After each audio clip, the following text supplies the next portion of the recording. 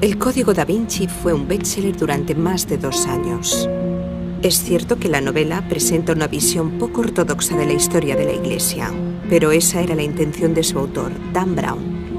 En el libro se supone que María Magdalena fue la amante, si no la esposa, de Jesucristo, y que habrían tenido una hija de la que descendería la estirpe de los reyes de Francia. Cuando el autor de El Código da Vinci dijo que esperaba que su bestseller sirviera como catalizador para discutir la fe, la religión y la historia, no contaba con el ataque que sufriría por parte de uno de los principales cardenales de Italia, Tarcisio Bertone, de Génova. El Código da Vinci es una farsa. Se aprende más de historia y de teología viendo Los Caballeros de la Mesa Cuadrada de los Monty Python.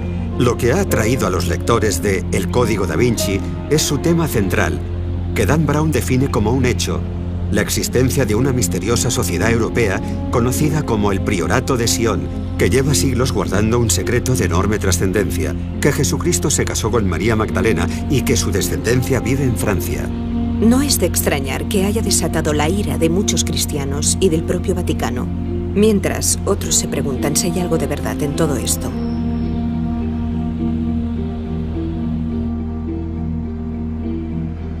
¿Cree el Priorato de Sion o tiene pruebas de que Jesús se casó con María y tuvieron hijos? Sí. La respuesta más corta es sí. ¿Existe un linaje de Jesús y María? Existe un linaje de Jesús y María, efectivamente.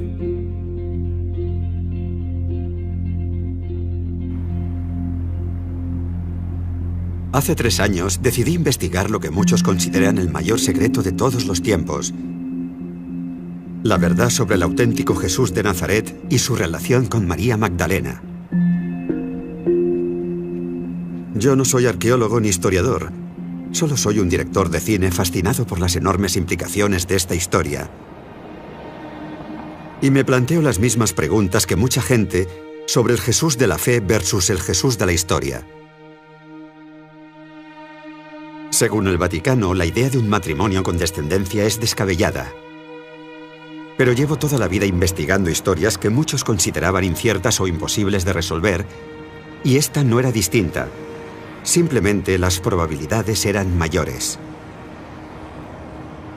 Es un tema oculto, ¿verdad? Podríamos decir que es... Sí, es una historia tan arriesgada que nadie se atreve a contarla. Va más allá del mito, la leyenda o el arte, porque es demasiado peligroso afirmar que es un hecho. Si la Iglesia hubiera mentido sobre la divinidad de Jesús y tergiversado deliberadamente los hechos, se derrumbaría la base del cristianismo aceptado. No me convencía la versión que da la Iglesia de los hechos, ni tampoco la de toda una conspiración sobre el linaje. Pero los mensajes codificados en los cuadros, los documentos e incluso en iglesias de toda Europa parecen contarnos una versión muy distinta de la historia de Jesús en el Nuevo Testamento. Fíjese aquí, están cogidos de la mano. De la mano derecha, un elemento Sí. clave en la liturgia del matrimonio. Parece embarazada, ¿no? Desde luego. A mí me lo parece. El éxito del Código da Vinci ha puesto en conocimiento del tema a tanta gente que ahora hay que zanjarlo de alguna forma, o bien demostrar que es falso o bien demostrar que es cierto. De ser cierto, quería encontrar pruebas de peso. Documentos o incluso reliquias que arrojaran una nueva luz sobre la idea de un linaje. Cualquier otra cosa no bastaría. Sabía que las posibilidades eran mínimas. Lo más normal era que cualquier prueba útil se hubiera echado a perder, hubiera sido destruida o confiscada por el Vaticano. Utilizan el poder, el dinero, la manipulación. Son expertos en todo eso. En el archivo del Vaticano hay cosas que todos daríamos cualquier cosa por ver. Pero se rumoreaba que algunas de las pruebas habían sobrevivido desde hacía siglos, bajo la protección de una sociedad secreta llamada el Priorato de Sion. Bruce, sé que estás ahí. No acudas a la cita de esta noche, ¿vale? Hola. Hola. Buenas noches. Encantado. Voy con un par de cámaras. ¿Podemos subir? Sí, no hay problema. Subid, chicos. El Priorato de Sion existe hoy en día. Es una sociedad secreta.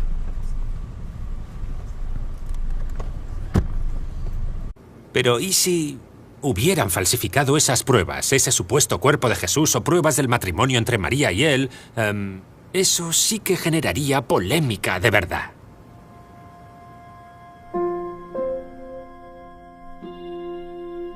En 1979, el gran maestre del Priorato de Sion, Pierre Plantard de Saint-Clair, afirmó que los primeros reyes de Francia, los merovingios, contrajeron matrimonio con los descendientes de Jesús y María Magdalena, creando la Sang Real, un linaje real, el verdadero Santo Grial. En esto se centra el bestseller El Enigma Sagrado, primer libro que acercó estas ideas al gran público y que más tarde inspiraría El Código da Vinci de Dan Brown. No hay ninguna duda de que el Priorato de Sion existe, y según consta oficialmente se fundó en 1956. Ese hecho es innegable. Tiene una historia que contar. Y la pregunta no es si la sociedad existe o no, la pregunta es si la historia es válida en realidad, o, por ejemplo, no es más que una burda invención. ¿Puedes responder a eso? Bueno, por lo que he investigado, tengo mis dudas. Porque por un lado es cierto que hay muchísima mitología y simbolismo en torno a las palabras y a las ideas. Se juega mucho con eso.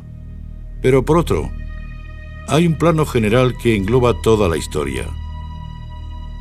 Y por mucho que analices y trates de desmontar las piezas individuales, sigue llevándote a un todo coherente.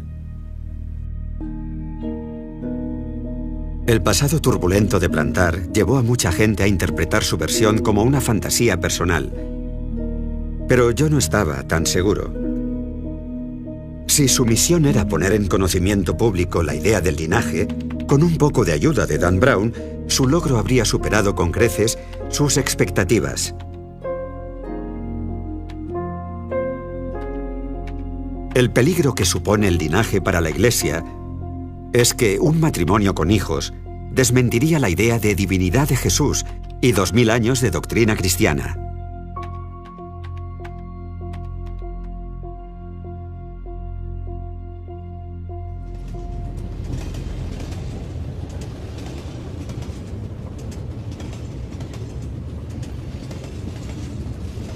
Pierre Plantard murió en el año 2000, pero había pruebas de que el priorato seguía activo.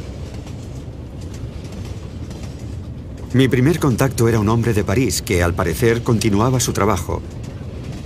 Se llamaba Gino Sandri y afirmaba ser el secretario general de la orden. A través de mi productor, Eduardo Flaherty, le pregunté si el priorato existía de verdad.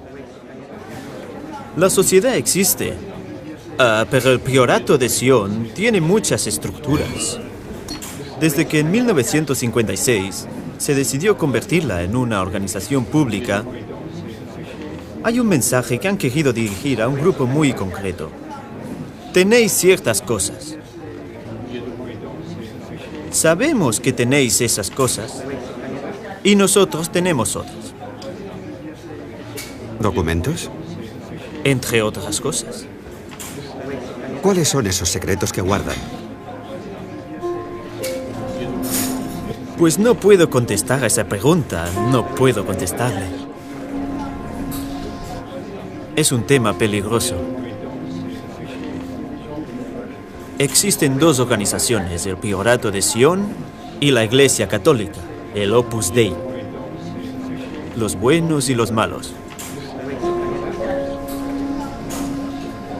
Solo le diré una cosa. Puedo asegurarle que hay obras de arte codificadas.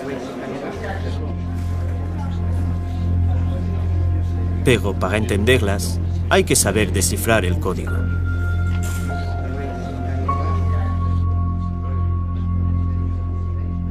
Gino Sandri se erigió como portavoz del priorato a mediados de los 80 y en la actualidad dice ser su mayor representante. Ha emitido varios comunicados de prensa en nombre de la organización y de sus palabras se desprende que el priorato sigue operativo. He intentado contestar a todas sus preguntas, intentando no darle la verdad, sino los medios que le permitan descifrar la verdad. ¿Cree que vamos en la dirección correcta? Sí.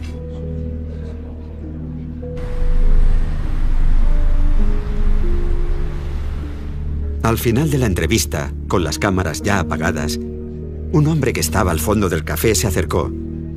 Escribió algo en un papel y se lo entregó a Sandri. No sé quién era ni qué escribió, pero la reacción de Sandri era evidente.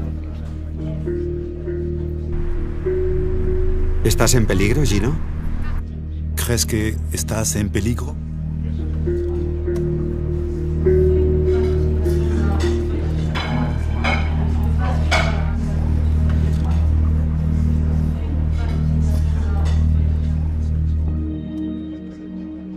Sandri dijo que una de las obras de arte codificadas a las que se refería era Los pastores de Arcadia, de Nicolas Poussin, un artista francés del siglo XVII del que se rumorea que fue miembro del priorato.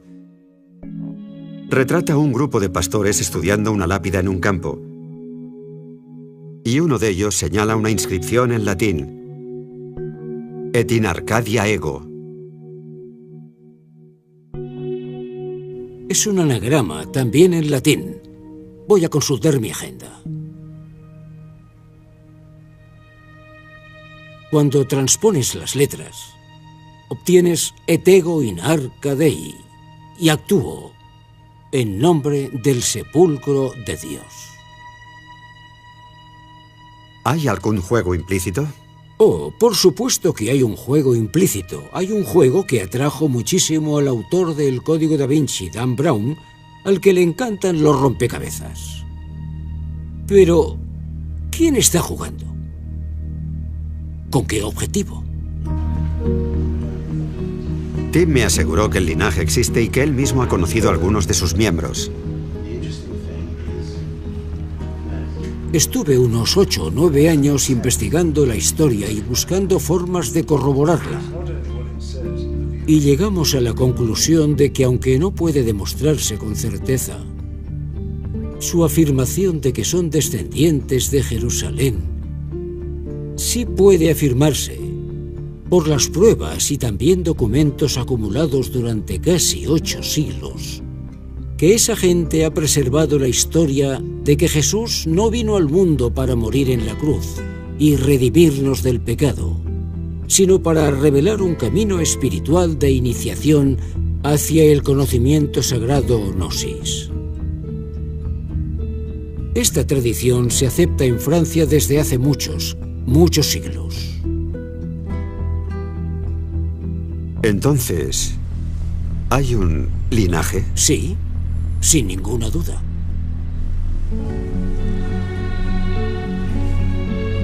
De ser cierta la existencia de un linaje de Jesucristo, seguro que la Iglesia Católica procuró eliminar a todos los miembros, a todos los que los conocieran, a quienes supieran quiénes eran, pensando que haciéndolo podrían deshacerse del problema.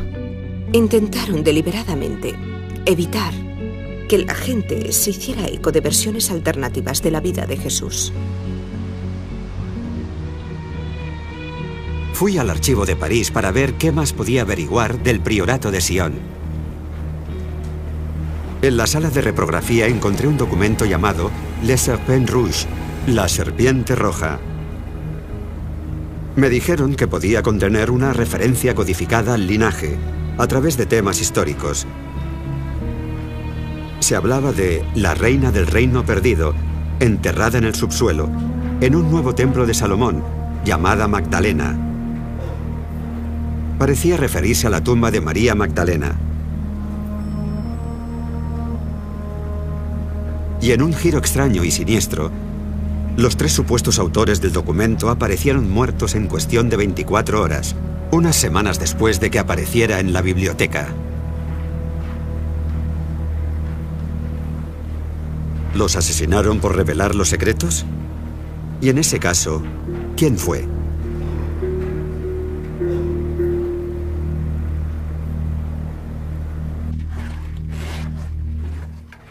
Llamé a uno de los pocos académicos que realizó un estudio real sobre el priorato de Sion para saber cuál era su opinión. ¿Cree que el priorato es real o es un engaño? Esa pregunta no se puede contestar con un simple sí o un no. Creo que mucha de la información que aparece en los documentos del priorato no es cierta, es engañosa. Presenta una historia falsa de la organización.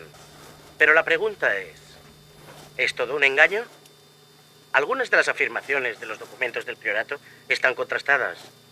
Lo verdaderamente extraño e incluso siniestro es que en la mayoría de estafas no se lleva material encubierto a una biblioteca nacional, donde es tan difícil de encontrar si no se busca concienzudamente. Esa clase de comportamiento es muy raro. No acaba de encajar con otros grandes engaños de la historia. ¿Qué opina de la denominada conspiración del linaje, supuestamente vinculada a la mitología del priorato? Bueno, según el Concilio de Nicea, Jesús tenía parte humana y parte divina. Era ambas cosas. Ciertamente, la parte humana podría haberse casado y haber tenido hijos. Así que eso no atacaría los fundamentos de la teología cristiana. De hecho, lo que resultaba más controvertido era que Jesús pudiera haber sobrevivido a la crucifixión, o que la crucifixión hubiera sido una farsa. La importancia de todo esto reside en que si no hubiera resucitado, no podía ser divino. No era hijo de Dios. Robert Howells es un experto en búsqueda de datos e investigación, especializado en masonería y sociedades secretas, incluida la del priorato de Sion. Después de pedirle que intentara establecer contacto con el círculo interno del priorato, comenzó a recibir emails detallados.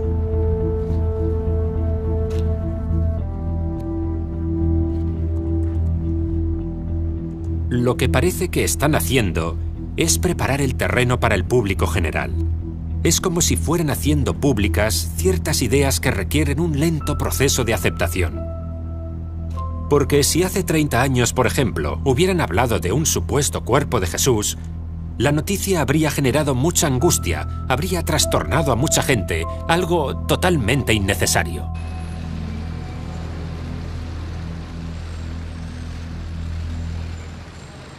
Llevan ya un par de semanas escribiéndose emails. La buena noticia es que el contacto de Rob en el priorato, por fin, ha aceptado reunirse conmigo en persona. Sigo sin saber quién es en realidad. No sé por qué ha aceptado verme, ni lo seguro que será, pero creo que merece la pena asumir el riesgo.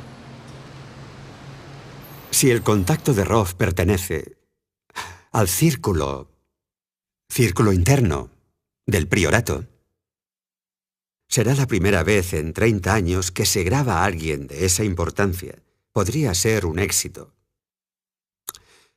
Nos ha pedido que no llevemos cámara, pero cogeré la grabadora igualmente y haré lo que pueda. Tu actitud es crucial en esto. Absolutamente crucial. Sí, tu intención. La manera en que trates las cosas, el tratamiento de la información es imperativo. Sospecho que hay mucho más por descubrir en los alrededores de Rennes-le-Château.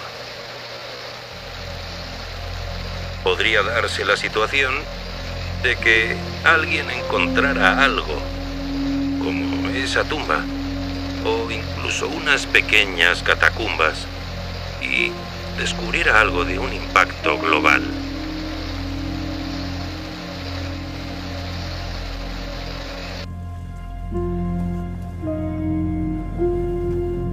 El pueblo de Rennes-le-Château era una referencia interesante porque supuestamente, a finales del siglo XIX, en él se hallaron pergaminos considerados pruebas irrefutables de la existencia del linaje.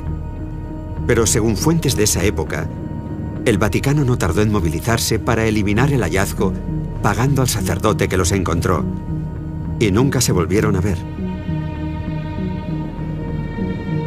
El nombre del sacerdote les resultará familiar a los lectores de El Código da Vinci, Berenguer Saunier.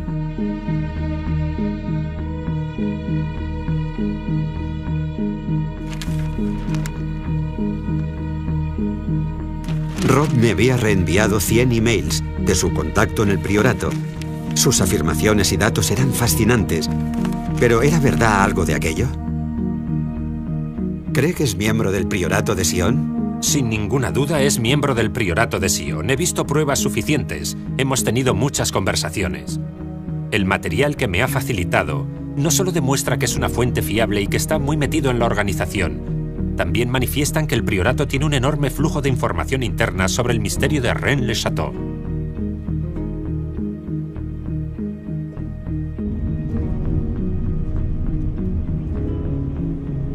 Pese a la convicción de Rob de que su fuente era fiable, yo no estaba tan seguro. ¿Cómo sabía que ese hombre no se lo estaba inventando todo? Pensé que una solución sería ponerlo ante la cámara, bajo los focos, y ver cómo reaccionaba y qué decía. Así que, después de negociar durante semanas cómo y cuándo, Rob concertó una cita con él.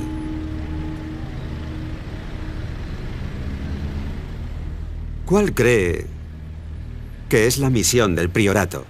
El priorato de Sion está haciendo propaganda alusiva a la idea de que existe ese linaje real. Están revelando información a un ritmo prudente. Están aireando información con el fin de que la absorba el público en general. Así que, en realidad, no importa que el mensaje pasara de los templarios a la Orden de la Rosa Cruz y en la modernidad al priorato de Sion. Todos transmiten la misma tradición. Luego, en su esencia, son la misma sociedad, el mismo grupo, la misma conspiración. Como seguía escéptico sobre la fuente, investigué el pasado de aquel hombre con un investigador privado. Descubrimos que se llamaba Nicholas Heywood, hijo adoptivo de Sir Harold Heywood, un antiguo consejero del príncipe Carlos. Era coleccionista de textos alquímicos y alto miembro del grado 33 de la masonería. ¿Crees que ese hombre oculta algo? En el Reino Unido no es normal que cueste tanto encontrar información de alguien. Hemos encontrado más puertas cerradas de lo normal. Podría deberse, por ejemplo, a que en una situación extrema tuviera que adoptar una nueva identidad.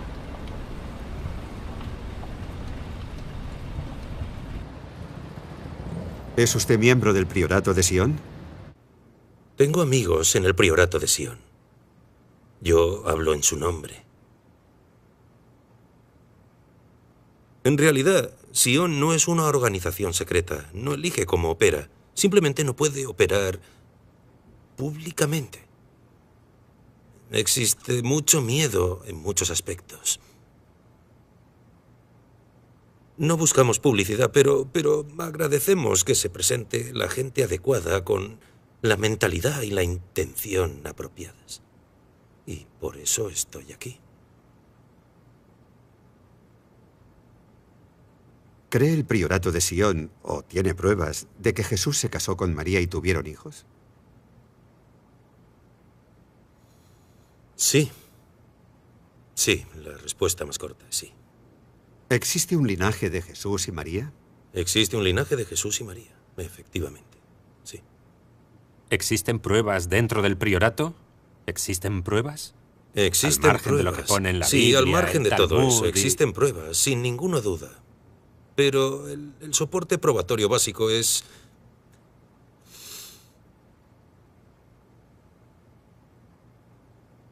Bien, decía que el soporte probatorio básico es una serie de cosas que se conservan juntas. Objetos. Pero no voy a dar detalles ni explicar de qué objetos se trata. Son incuestionables. ¿Están en manos del priorato? Su paradero está en manos del priorato, sí, eso es. ¿María Magdalena vino a Francia?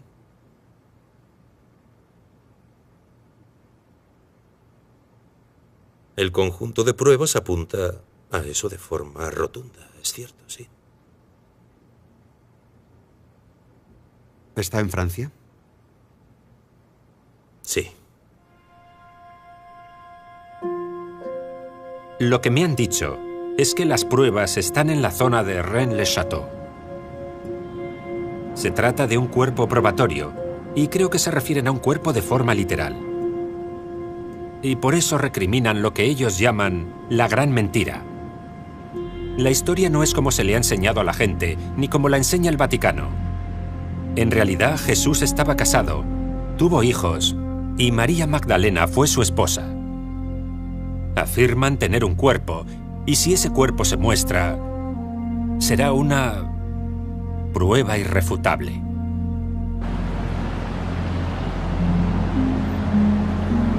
Tiene un mensaje nuevo. Hola, Bruce. Soy yo. Escucha, cuando hemos revisado tu móvil y están casi seguros, los técnicos están casi seguros de que te lo han pinchado. No me preguntes cómo funciona, pero los chicos también están intentando investigar ese ruido del teléfono de tu hotel. Ese pitido. Y dicen que lo más probable es que esté pinchado también. Ten mucho cuidado. Llámame cuando puedas. Espero noticias de cómo ha ido tu cita. Ten cuidado. Adiós.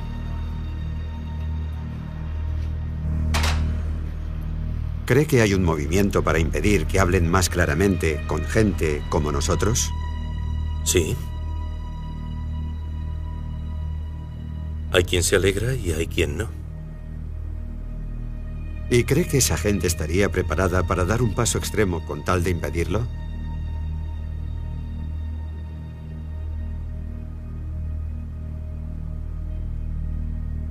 No me pregunte más sobre el tema, por favor.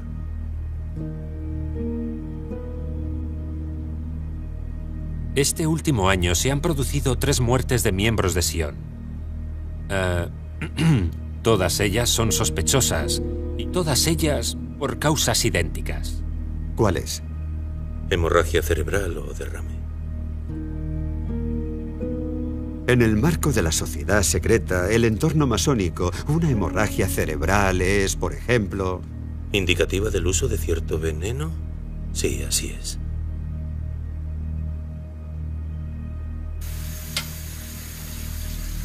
Oh, son las 2 de la mañana y acaban de decirme que un hombre con el que habíamos quedado, Lord Lichfield, murió anoche en una fiesta.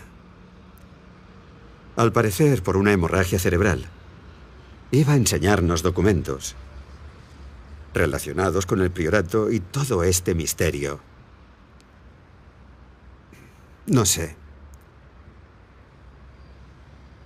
si es que era miembro del priorato, pero sí sé que al parecer tenía una copia de Los Pastores de Arcadia en su estudio privado. El cuadro que Gino Sandri describió como una de las obras codificadas de todo este misterio. Puede que haya sido casualidad que muriera de una hemorragia cerebral. O puede que haya sido casualidad que muriera unos días antes de reunirse con nosotros para hablarnos del linaje.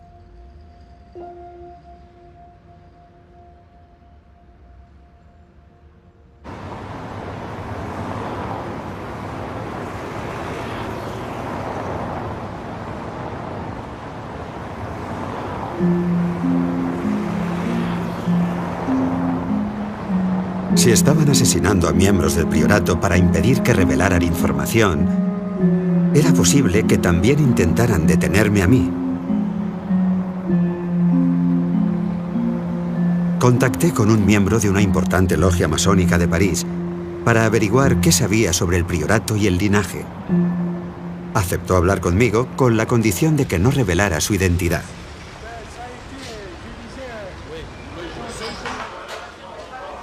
Las dimensiones de esto son enormes. Hay toda una red de logias masónicas vinculadas al Vaticano, a la CIA. Es increíble. Ni se lo imaginan. Es gente muy influyente, Bruce.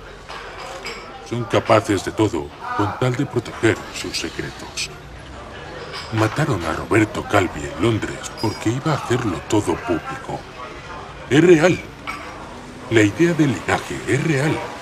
Y no creas que no serán capaces de matarte para seguir encubriéndola. De acuerdo. Puedo decirte que todo está relacionado con Rennes-le-Château. Descubrieron que el padre Saunier había encontrado unos pergaminos bajo su iglesia. Descubrió por qué esa zona era tan importante. Entiendo.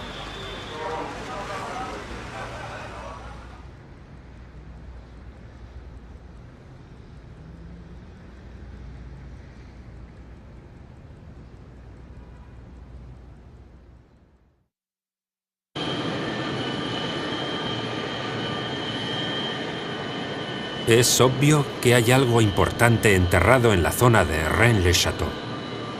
Y tiene que ser religioso. No habría adquirido ese estatus de no ser algo herético y religioso. Bueno, lo más probable es que sea... Lo más impactante que puede haber allí es el cuerpo de Jesús.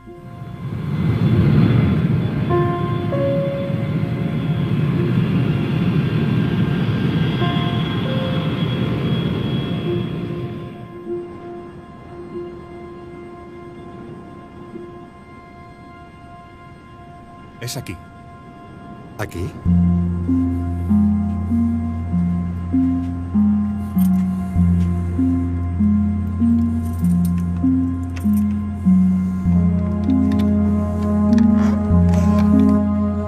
Lo que encontró el sacerdote bajo su iglesia a finales del siglo XIX es uno de los grandes misterios del suroeste de Francia.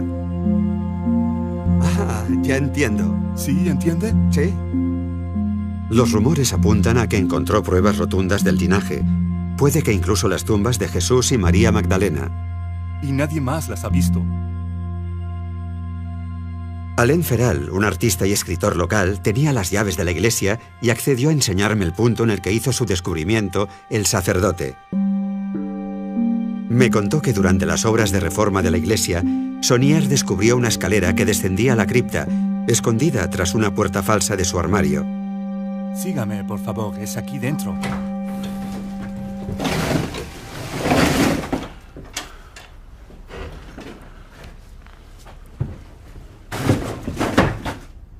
Sí. Antes, nunca. ¿Nunca? No. Selló la entrada a la cripta. Cerró la entrada, la puerta a la cripta. Porque es una sala secreta, ¿no?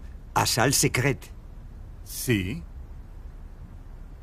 Y ahora, desde Saunier, sí, nadie le ha vuelto a ver.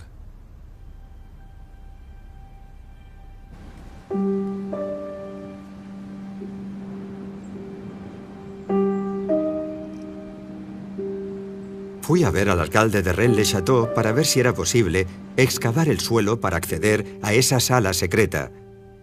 Me dijo que era imposible, que nunca me darían el permiso.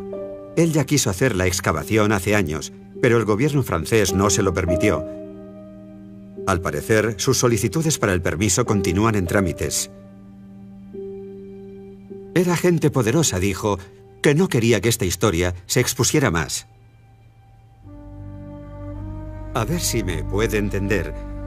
¿Hay gente que quiere encubrir la verdad? Sí.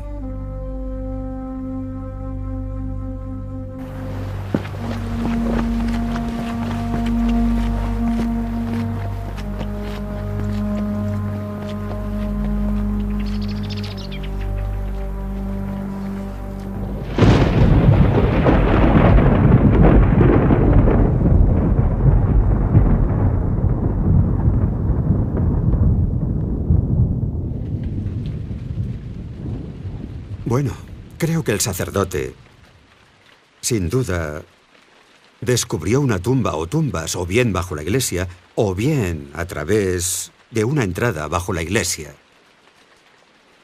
Estoy tan convencido porque se me han acercado varios vecinos de Rennes-le-Château discretamente, que nos han enseñado regalos que Saunier les hizo a sus padres y abuelos. Sí, y a sus abuelos. Hemos visto joyas, también monedas, y en un caso he llegado a ver un cáliz de plata maciza del siglo XIII conservado en su caja original, con una nota escrita a mano de Saunier.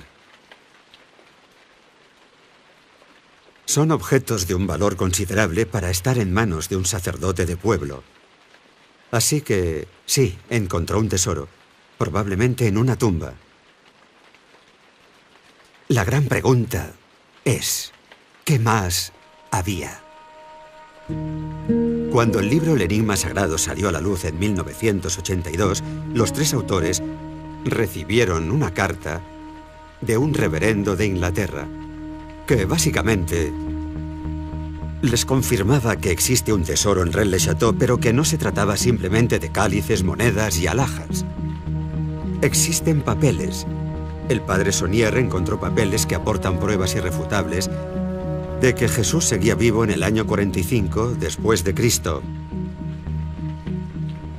En otras palabras, papeles que desmontan la base de la doctrina cristiana al afirmar que no murió en la cruz y por tanto que no resucitó, por lo que no sería un ser divino. El reverendo les dijo que sabía todo aquello por un sacerdote que había tocado y traducido esos pergaminos en la iglesia de San Sulpicio, en París.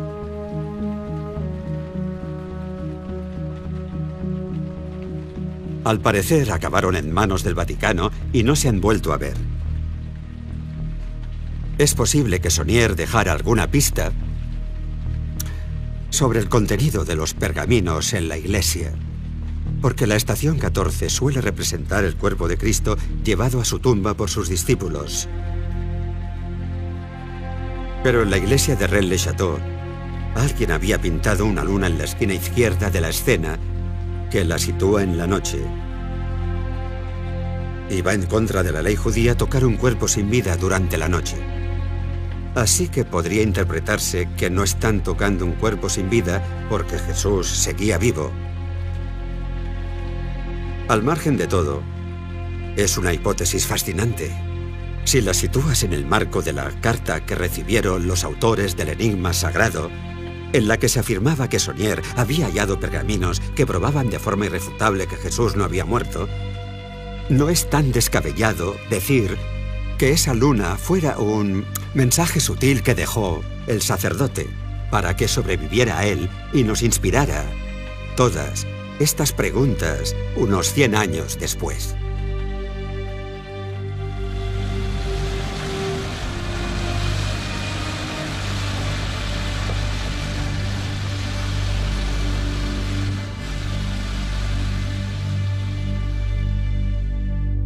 Ça va? Allez, c'est bon.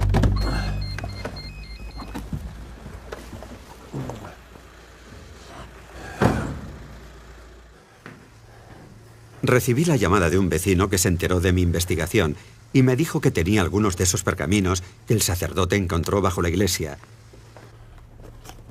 Sabía que podía ser un fraude, pero tenía curiosidad por ver lo que tenía, así que acepté reunirme con él.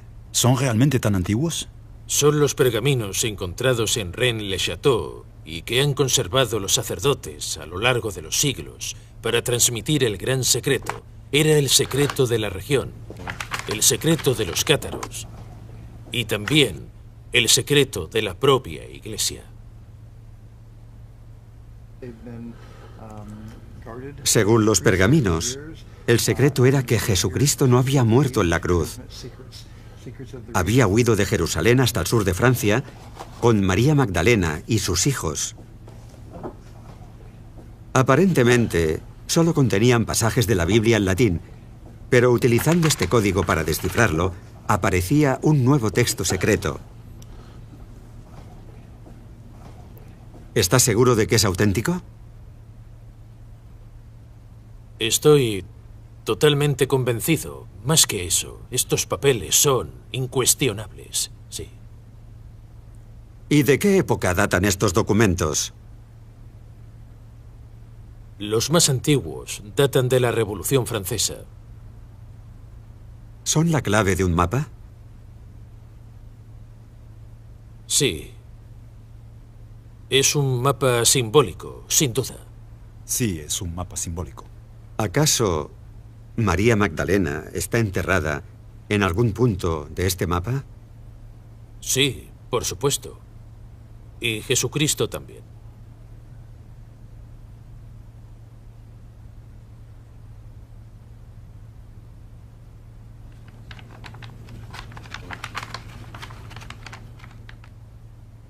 ¿Sabe en qué estado están los cuerpos? Si están embalsamados, son esqueletos o... A mí también me gustaría saber en qué estado están exactamente los cuerpos, si están embalsamados, momificados... Bueno, según dijeron los sacerdotes, sin duda, los cuerpos aún están momificados.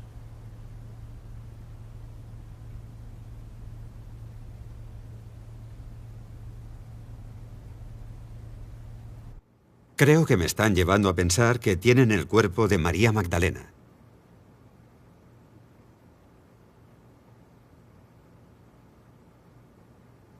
¿Qué puedo decir? Esa es su percepción. Si hipotéticamente lo tuvieran, ¿sería descabellado pensar que podría ser un cuerpo embalsamado o tendría que ser un esqueleto? Sería un cuerpo embalsamado.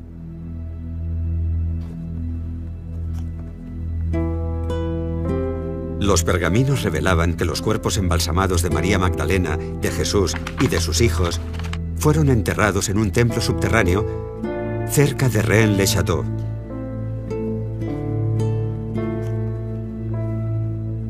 El templo es una reconstrucción del templo de Salomón. Lo que se halla en el templo es una reconstrucción del templo de Salomón. ¿Cuándo se construyó? ¿Lo sabe usted? Siglo antes de... En el siglo V antes de Cristo. Ah, siglo V antes de Jesucristo. ¿Es que acaso hay un templo bajo tierra?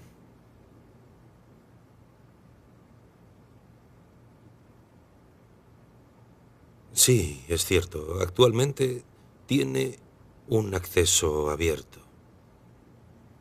Uno de 12.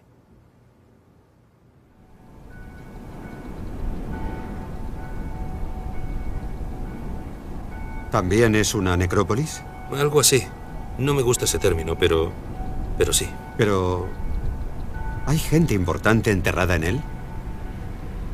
Sí, hay objetos enterrados allí. Hay auténticos tesoros enterrados. A lo largo de los siglos se han ido depositando allí muchas cosas y aún quedan muchas por descubrir. ¿María Magdalena está enterrada en esa necrópolis?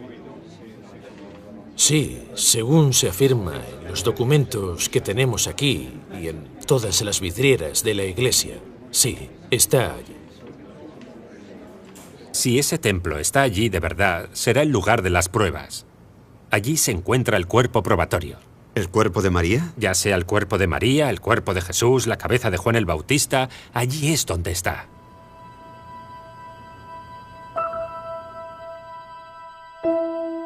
El priorato afirma que hace unos años se produjo un robo en una de sus direcciones de París y yo creo que es posible que así consiguiera ese hombre los pergaminos, que se trate de los pergaminos originales que encontró el sacerdote en Rennes-le-Château o de falsificaciones modernas. No tiene importancia mientras la información sea cierta. ¿Pero lo es? ¿Huyeron María y Jesús a Francia con sus hijos y están aquí enterrados? Había una fuerte creencia local de que así fue y de que hay algo sagrado en la zona de Rennes-le-Château.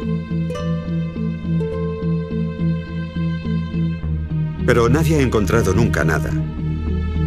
Históricamente, esa hipótesis se sostiene porque había una próspera comunidad judía en esta zona del suroeste de Francia, así que cualquiera que quisiera huir de Jerusalén vendría aquí.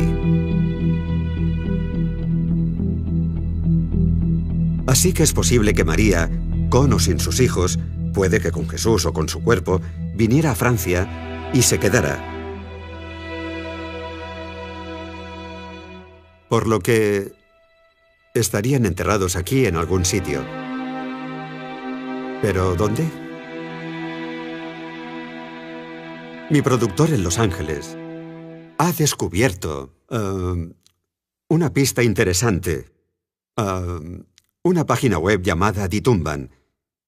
El administrador afirma haber encontrado la tumba de un caballero templario cerca de Rennes-le-Château, relacionada con todo el misterio de Saunier.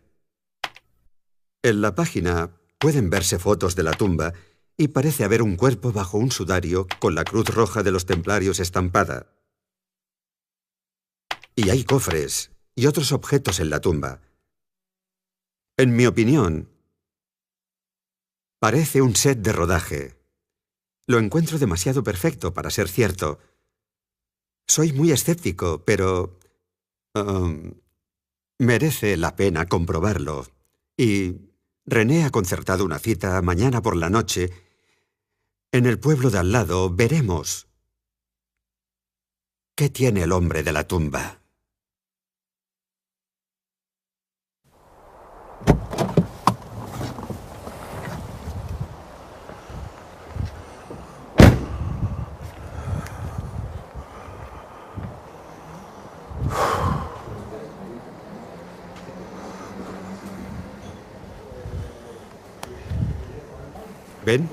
¿Ben Hamot?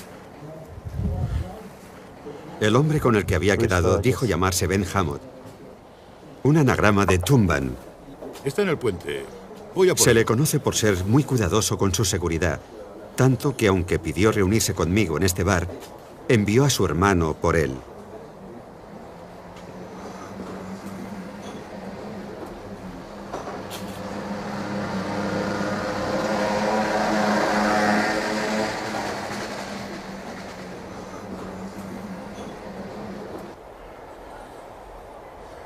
Todo esto es muy raro. Por fin me reúno con Ben al girar la esquina. Nos había estado observando desde el puente. Por su reacción era obvio que le incomodaba mucho la presencia de la cámara, pero después de una breve charla, aceptó reunirse conmigo por la mañana para una entrevista.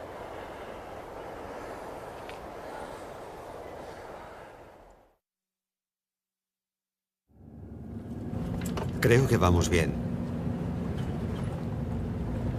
A ver.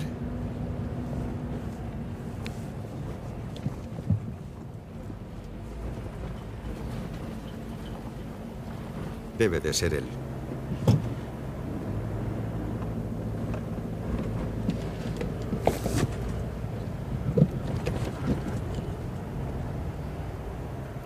¿Se habrá quedado dormido?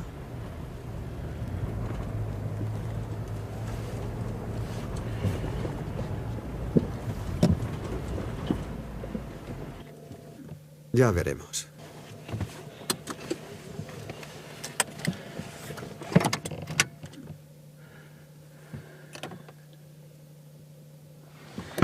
Voy a ver.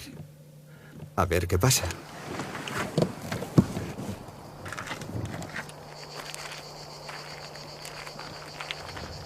Tendré que llamar a la puerta. ¿Hola? ¿Ben? ¿Bruce? Voy con un cámara. ¿Puedo pasar? ¿Vives aquí? Hogar, dulce hogar. Me contó que vino por primera vez a esta zona en 1999 con su hermano, en busca de un tesoro que habían visto en un documental de la BBC sobre Rennes-le-Château. Se pasaron días enteros en la iglesia buscando claves y mensajes secretos en las estatuas y los murales. intentando descifrar lo que consideraban un mapa secreto.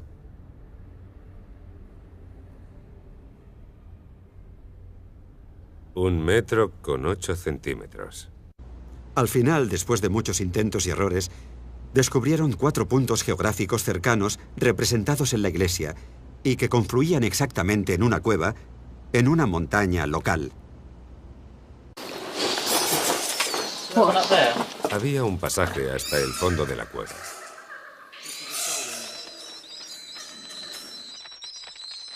Fíjate. Acerca la cámara y grábalo. Íbamos a explorarla, pero estaba llena de arañas. Había muchísimas. Así que se me ocurrió introducir la videocámara con un alargador para ver qué había al girar la esquina, ponerla a grabar, girar la esquina y sacarla. Y si veíamos que había algo, merecería la pena adentrarse. En cuanto la puse a grabar y la introduje, desapareció hacia abajo al acceder a esa galería subterránea y pude ver por primera vez la tumba.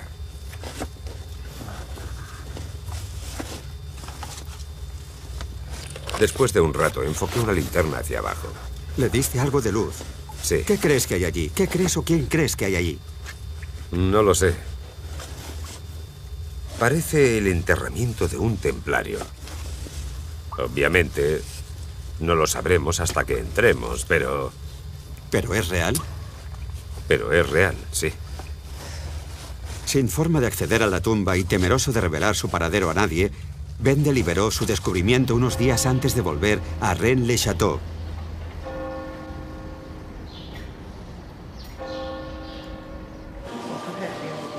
De nuevo, usando el mismo método que le había llevado hasta la tumba, identificó claves ocultas que, según él, había incrustado el sacerdote en la decoración de la iglesia.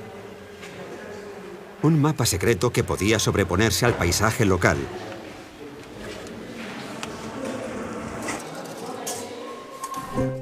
Y 2 con 1, yo creo. Asoció la figura del demonio agazapado en la puerta de la iglesia a un antiguo paisaje pagano no muy lejos del pueblo, conocido como el Sillón del Demonio. Ben dijo que si imaginas al demonio sentado en él, su mirada apunta a un punto específico del suelo, a escasos metros. Encontré una botella. Y dentro estaba esto. Dios mío, fíjate. ¿Es la firma de Saunier? Sí. ¿Y estaba enrollado? Sí, estaba enrollado, y esto es lo que se veía a través del cristal. Y esto de aquí. ¿Qué hay en el dorso? Parece un mapa. ¿Qué opinas? Me llevó un tiempo descifrarlo, pero lo interesante es que tenemos el dibujo de una llave en 3 partes. ¿Sí? Y al descifrarlo pone: comienza en el comienzo, no la iglesia. Sí, María Magdalena. Comienzo o principio. Comienza, comienzo y Magdalena. Estas claves encriptadas llevaron a Ben y a su equipo a un lugar no muy lejos del pueblo. Un arroyo sagrado llamado El Origen de Magdalena. Las medidas ocultas en el texto les llevaron a un punto exacto, donde encontraron una piedra de gran tamaño con las iniciales del sacerdote grabadas. Berenger Saunier. Sí, hay una B. Es una B. Se empieza a ver.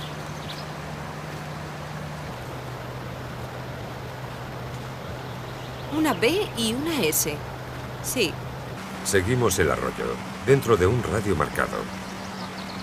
En la dirección de esta flecha. Miramos en cada hendidura y todos los escondites posibles. Y finalmente, después de indagar un poco, encontramos esta entrada en la piedra, similar a una gruta. Apartamos todas las hojas, cavamos y encontramos una botella. Una botella. No la saques con fuerza. Si es antigua, ve con cuidado. Sí, creo que es mucho más grande. Esperad, voy a sacarla. ¿Puedes cogerla?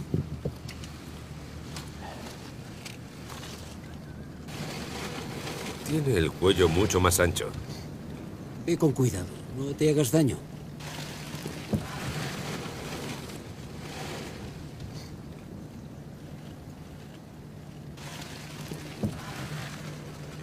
Está cubierta de tierra.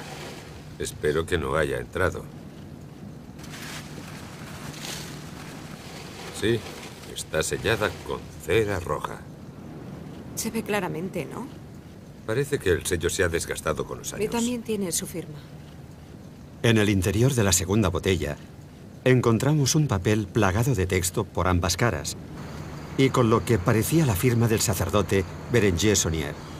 Reordenando la posición de las letras y las palabras, Ben dijo que era capaz de descifrar algunos mensajes ocultos en el texto. He entrado en el túnel de la montaña y he encontrado las tumbas de los caballeros del templo y la cruz. Los caballeros guardaban un gran secreto en manuscritos que he encontrado. Los enemigos no son los herejes, sino la Iglesia de Roma. He abandonado y renunciado a mi falsa iglesia. He hecho lo que he hecho para preservar el secreto. Puede que en el futuro llegue el momento de revelar el secreto.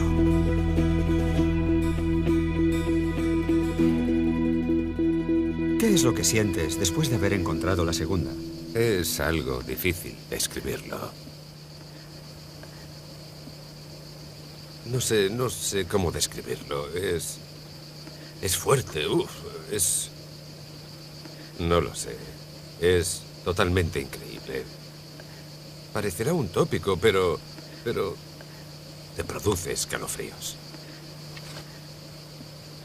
Después de resolver dos partes de la clave, Ben descifró el acertijo de la tercera y última pista. Entra en la cueva entre el pie negro y el casco para revelar el punto en el que cavar está el muchacho arrodillado. El pie negro, el muchacho arrodillado y el casco estaban representados en las estaciones de la cruz en la iglesia de Rennes-le-Château. Esto nos llevó a una roca con forma de casco conocida localmente como El Guardián, en una montaña no muy lejos del pueblo.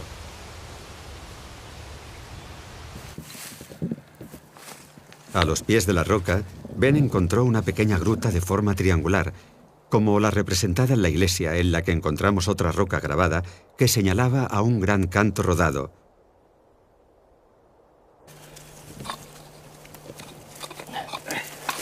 Cuidado con los pies. Mira aquí. Debajo hay una botella. Es extraordinario. Vaya descubrimiento. Otra botella enterrada. Hay una botella, Sandy. La botella estaba debajo de la piedra que casi aplasta a Ben. ¿Ben? Sí, en serio. Hay una botella debajo. Podía haberte hecho daño. No puedo creerlo. Por fin la número 3. O la que creemos que es la número 3. Creo que la pregunta que va a hacerse todo el mundo es... Todo esto es increíble. ¿Por qué tú? Lo normal es que piensen que es una farsa porque hay un montón de fraudes en torno a este misterio. Sí, pero no es ninguna farsa. Yo no las he enterrado. Creo que Saunier fue el responsable de esto. Sabemos que siempre paseaba por la zona. Pudo aprovechar para hacer esto. Buscar cosas, esconder otras. Tenemos fotos suyas en algunos de los puntos donde encontramos las botellas. Creo que son artefactos originales de Saunier. ¿Por qué tú? ¿Por qué no Henry Lincoln o toda esa gente que busca por la zona? Tienes que dar con ellos. Tienes que salir a buscar. Yo estoy aquí, en medio del meollo, recorriendo todo el bosque. Estoy buscando las pistas de la iglesia. No es tan fácil como llegar, mirar y encontrarlo de inmediato. Detrás hay mucho trabajo, ha habido muchas decepciones. Hemos buscado en 1000 sitios sin encontrar nada, en muchísimos sitios. Cuesta entrar en la mente de Saunier, pero una vez lo consigues, sabes qué giros dar.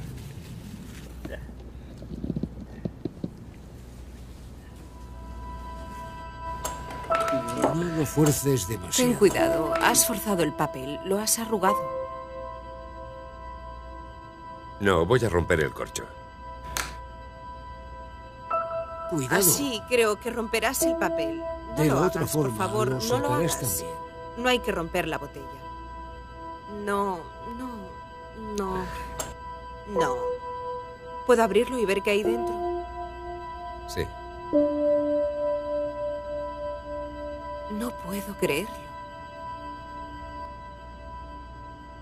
La prehistoire. Creo que significa la verdadera historia de la crucifixión y la resurrección. Jesús no murió en la cruz, sino 22 días después. La resurrección de Jesús fue una farsa. Fue María Magdalena quien se llevó su cuerpo de la tumba. Engañaron a los discípulos. Más tarde, el cuerpo de Jesús fue descubierto por los templarios y lo escondieron 3 veces. En Roma saben toda la historia, pero no pueden consentir que el secreto salga a la luz. Amenazaron de muerte si se revelaba la ubicación de la tumba.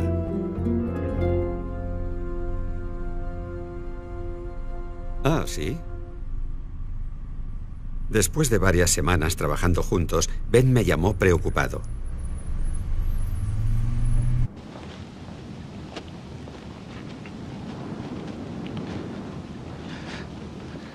Gracias por venir, Bruce. Me lo estoy pensando mejor. Empiezo a estar preocupado por la grabación y todo eso, por todo lo que ha ocurrido en el pasado. Paseemos. ¿Qué ha ocurrido en el pasado? Bueno, cuando estuve en Rennes-le-Château, cuando descubrí la tumba, me cortaron los frenos de la caravana. Y tuve que dejarla en un camping toda la noche y alojarme en un hotel. Ya. Pero cuando volví por la mañana, alguien había entrado. No es muy complicado. Solo hay que empujar la ventana y meter el brazo. Pero se llevaron un rollo de película y una cinta de la cámara de vídeo. Aunque dejaron la cámara y la de recambio. Y una semana después, esa persona se presentó en mi casa. Me dijo que venía de parte de un conocido mío en Francia. Pero resultó que en realidad quería información sobre, ya sabes, cómo lo había encontrado todo, dónde estaba y todo eso. Intenté irme y al final pude cerrar la puerta. Pero me preocupa que pueda volver a pasar. ¿Crees que estás desbordado? Sí, puede. Lo que voy a hacer, Bruce, es irme. Ya te llamaré, ¿vale? Vale. Bueno, amigo, gracias por venir. Ten cuidado, Ben. Tú también, Bruce.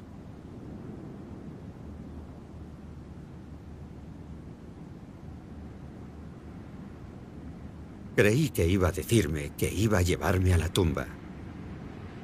Pero ahora mismo está demasiado asustado. Cree que le están siguiendo. Le han robado cintas, le han cortado los frenos, han ido a su casa. Teme por su vida y por la de su familia. Tengo que averiguar si esa tumba es auténtica o no. Pero si hay gente amenazándole, puede que sepan algo que yo no. Venga, volvamos al coche.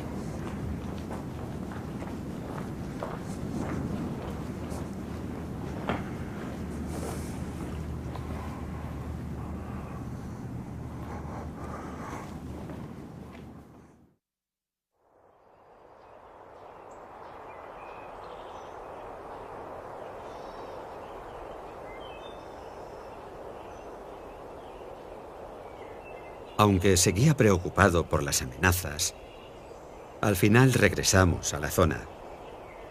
Y siguiendo las claves del último mensaje, Ben encontró una cuarta botella enterrada en el suelo.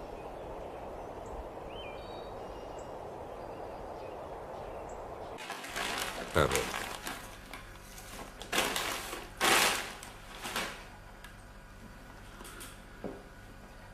Si la pongo a contraluz, se ve que hay un mensaje dentro. ¿Ah, sí? Este también es grande, como el segundo, o eso parece. Creo que está enganchado al cuello. Está encajado en... La botella está moldeada por soplado. Tiene la boca grande. Sí.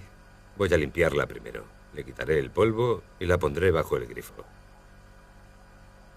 Sí. Perfecto. Se ha roto casi por la mitad. No te habrá llegado ningún cristal, ¿no? Voy a tener que... Se ha rajado toda. Voy a quitar la parte superior. Oh. Bueno, es el momento de la verdad.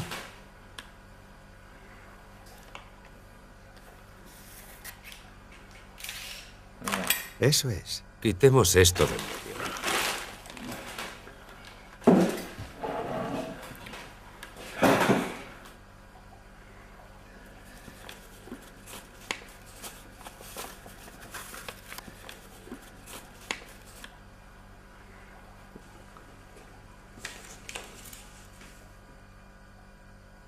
Los pergaminos del abad de Bigú, el cáliz de Jesús y María Magdalena y el tarro de ungüento.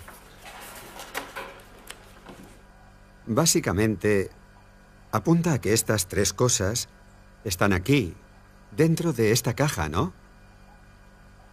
Mira, habla de una gruta y de que hay una cista allí. Sí. Así que hay un cofre en la gruta.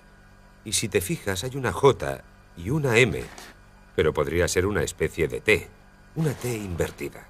Y en el altar de la iglesia, en el mural de María Magdalena, en el altar hay una J, una T invertida y una M. Entonces, ¿crees que esos signos del altar encajan con estos? Encajan con estos.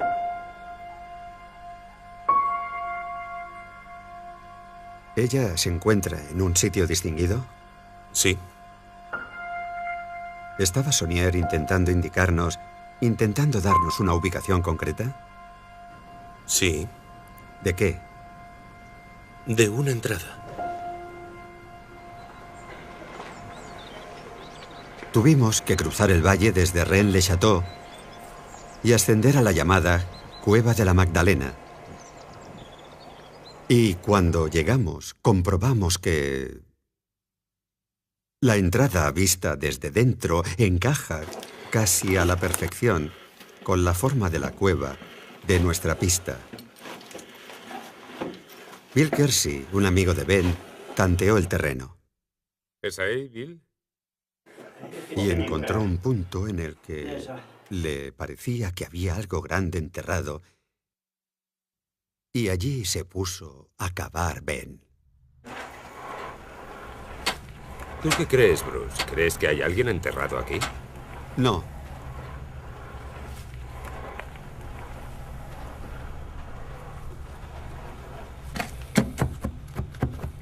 ¿Lo oyes? Sí. ¿Qué crees que es? Por el sonido, yo creo que madera. Madera hueca, es lo que buscamos.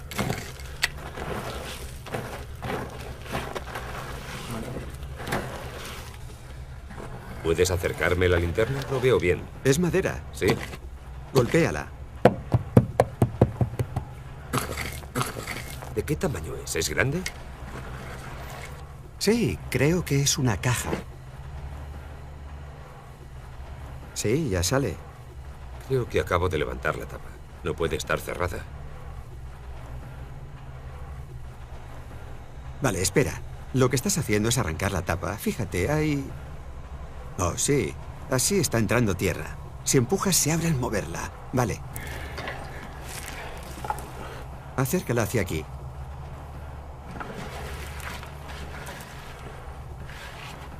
Vale, Bill. No muy fuerte por si hay algo frágil dentro. Es increíble. ¿Cómo te sientes? Quiero abrirlo. ¿Lo podemos abrir aquí o...? Sí, por supuesto. ¿Entonces lo ves, Bill? Dame un segundo. Lo veo. Tengo una luz rara. Vale. Esta podría ser la primera vez en 100 años. Mira las bisagras, Bill. Es mejor que pare o romperé las bisagras. Voy a intentar levantarla.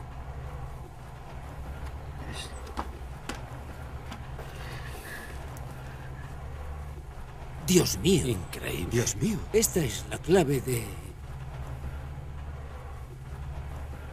Estoy abrumado. Este podría ser El hallazgo más importante en el misterio. Vale, ¿qué tenemos aquí?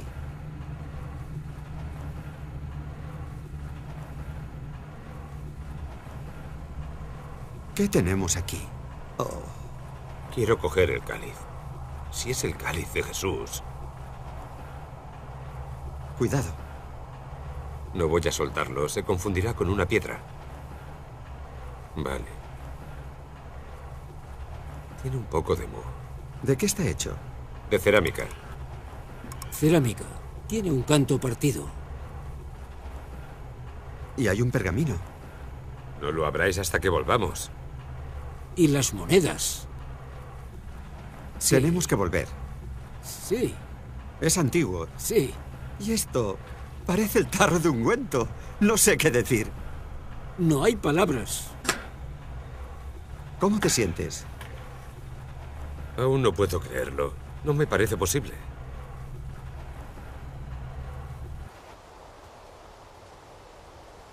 Propongo un brindis. Por Ben y por su hallazgo del cofre. ¡Salud! Eso, brindemos. Brindemos. Si os parece, vamos a brindar por Saint Anthony, los hallazgos y por las cosas perdidas. ¡Brindemos! Sí. Salud, Saint Anthony.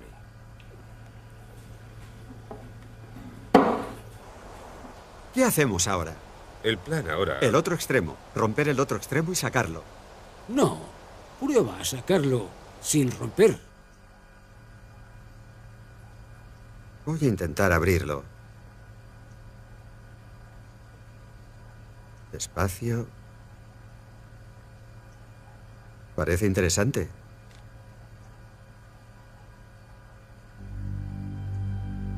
Iba a usar unas pinzas para desenrollarlo, pero mis dedos lo dañarían menos.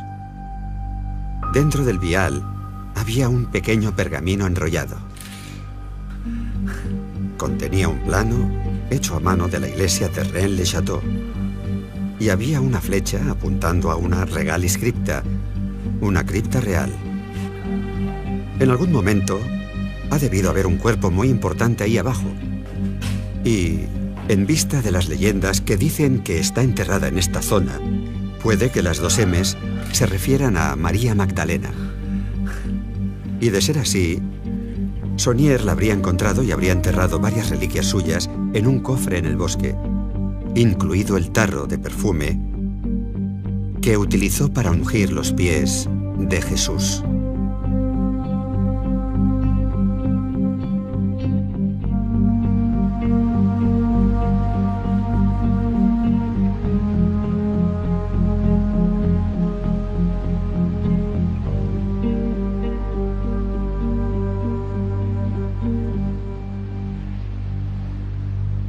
Barkay. Hola. Hola. Me alegro de verte. Igualmente. Bienvenido.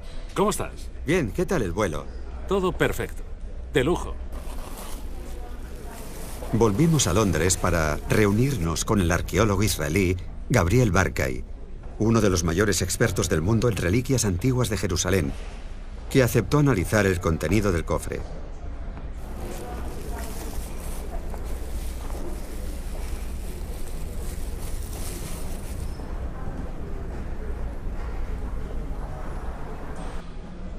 Hay una incrustación en el interior y también en el exterior, propia de los objetos de Jerusalén. Muy probablemente es originario de la tumba. La colección incluye un pequeño recipiente con forma de botella. Es un tarro de ungüento. Era para los perfumes que se dejaban para contrarrestar el olor en el interior de la cueva sepulcral. El segundo es un cuenco con el borde brillante y una pequeña base plana. El tercer objeto es un tubo de cristal alargado de un tipo conocido como alabastro. Es de un cristal que imita el prototipo de alabastro. No hay duda de que son de las cercanías de Jerusalén, probablemente originarios de Judea, del siglo I antes de Cristo. He estado mirando las monedas. También parecen palestinas. Tenía la impresión de que varias eran bizantinas por la fecha. Hablamos del cristianismo primitivo en torno a los siglos V y VI después de Cristo. Y una de las monedas parece de plata, de los cruzados en el reino de Jerusalén.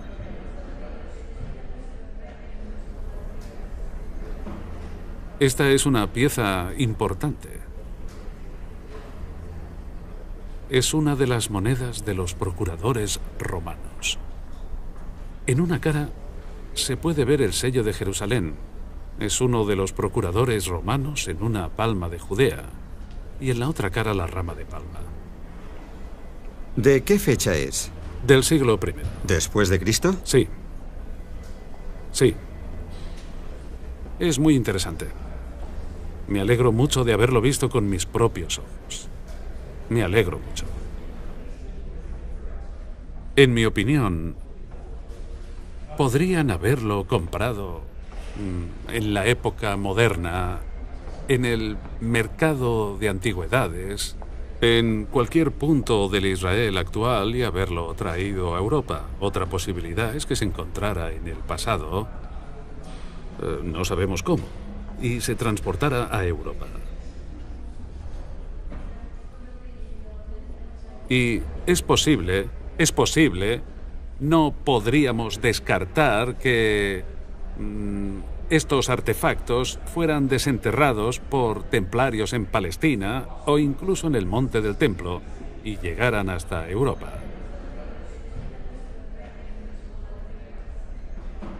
Los hallazgos de este cofre son muy intrigantes y, desde luego, uno puede dejar volar su imaginación. Pero si están relacionados con la historia de Jesús o no, el tiempo lo dirá. Muchas gracias. Mi productor en Los Ángeles recibió los resultados de la prueba del carbono 14 del laboratorio de la Universidad de Oxford, donde analizaron el pequeño pergamino enrollado en el vial. Hay un 68,2% de probabilidad de que el pergamino date de entre 1440 y 1480 después de Cristo y un 95,4% de que date de entre 1430 y 1520 después de Cristo. Son muy buenos resultados. En la segunda línea pone A-U-R-F.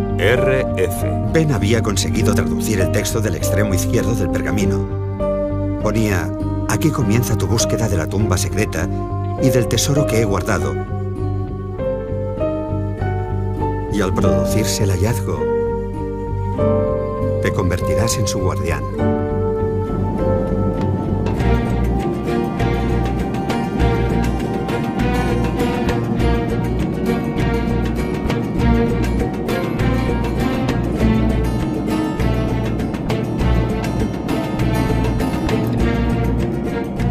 El cuenco, el pequeño tarro de ungüento y el vial de alabastro eran reliquias auténticas del siglo I, originarias de la zona de Jerusalén.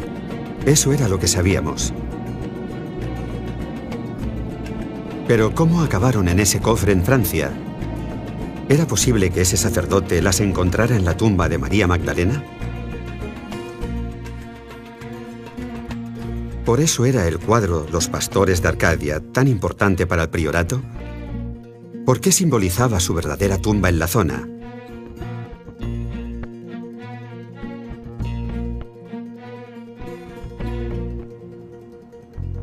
Cuando volví a Francia, llamé al hombre del priorato de Sion para ver qué opinaba del descubrimiento de Ben. Diga. Hola, Nick, soy Bruce. Hola, Bruce. Oye, me gustaría intentar volver a la base de todo esto. Claro, adelante. ¿Existe la tumba? Si existe, ¿qué tumba? ¿Cuál? ¿La de ella? La tumba de María Magdalena. Sí, existe. ¿Y está en la zona? Está en la zona. ¿Y usted cree que lo encontró en su interior? No se me ocurre en qué otro sitio pudo encontrarlo. Y era objeto de veneración por posteriores sectas, órdenes, etc. ¿Y el cuenco? Lo mismo. ¿Porque se celebraría el matrimonio?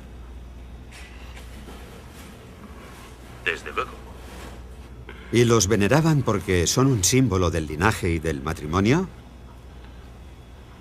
Sí. ¿Por qué nosotros? ¿Por qué hemos sido nosotros? Has enfocado esto de una forma distinta a cualquier otro grupo, cualquier otro individuo, cualquier otro equipo o investigadores. Estábamos esperando a que viniera alguien como usted. Si Nicholas Haywood tenía razón y los objetos del cofre se sacaron de la tumba de María Magdalena ubicada en la zona, ¿qué relación había con la tumba que había hallado Ben? Según el padre Saunier, habría excavado la tierra para construir un pasaje en la montaña hasta la tumba del caballero templario, donde encontraría objetos preciosos, un tesoro y un cuerpo, los secretos sagrados y los objetos sagrados de los judíos. Si ves las imágenes de la tumba de Ben y analizas las palabras del sacerdote, no puedes evitar preguntarte si ambas cosas confluyen en el mismo punto. La pregunta es, ¿los restos bajo el sudario podrían ser los de María Magdalena?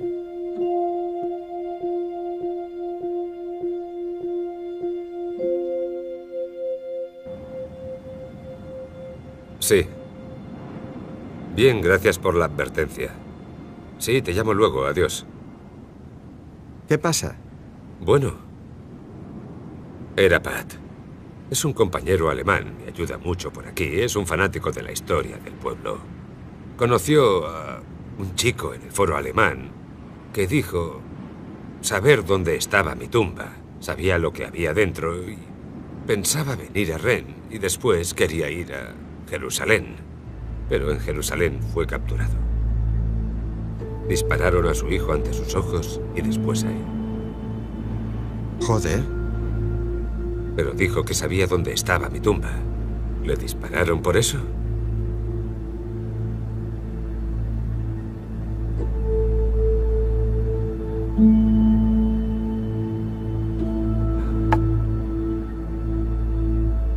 En los últimos años, ha habido varias muertes sospechosas relacionadas con el misterio de Rennes-le-Château. El hombre que compró la casa y la propiedad de Saunier en el pueblo murió en un accidente violento. Y tirotearon el coche del hombre que se la compró a él.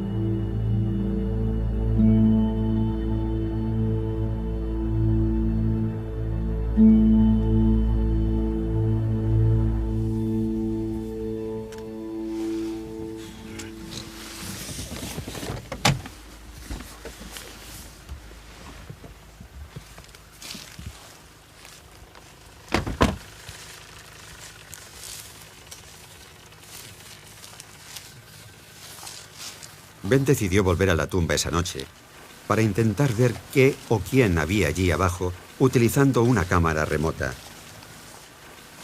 Y por las últimas noticias de Jerusalén, nos pidió a mí y al cámara que nos quedáramos vigilando fuera. ¿Lo llevas todo? Creo que sí. ¿No necesitas nada más? No.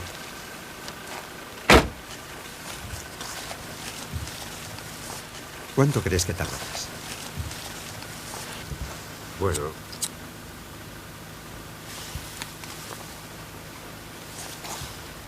Primero tengo que despejarlo. Sacar la tierra y todo eso.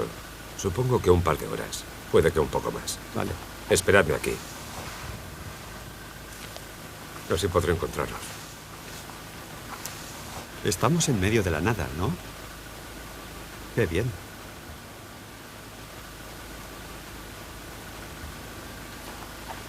Si oís algo entre los arbustos,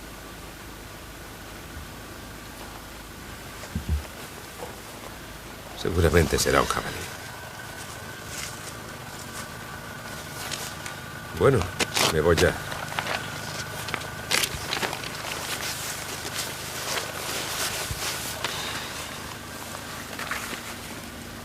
Si tengo algún problema, te llamaré al móvil, ¿vale? Vale.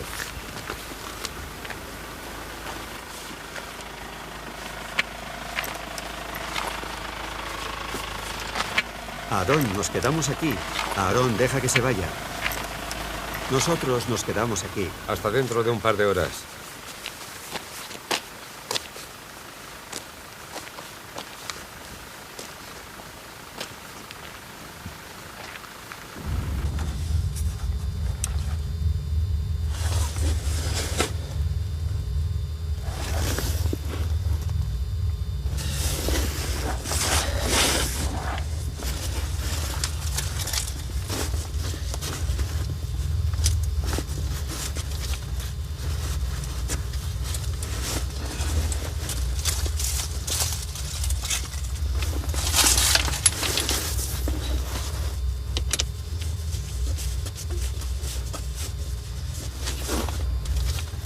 Tengo como una hora de trabajo.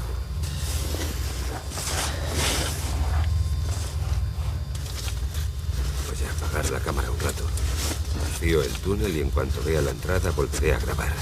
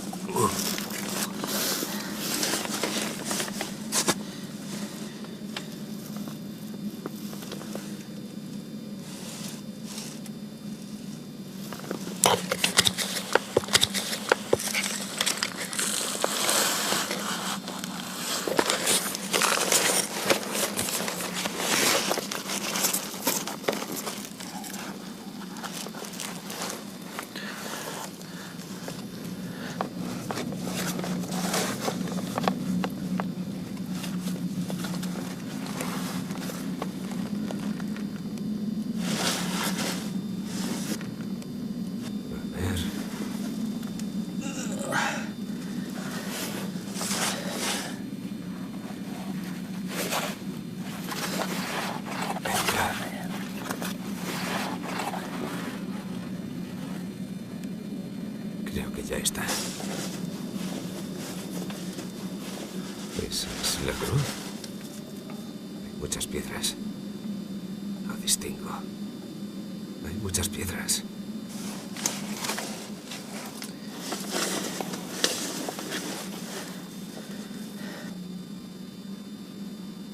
Oh, oro.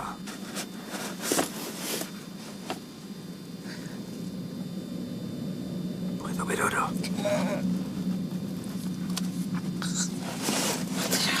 Esos son copas.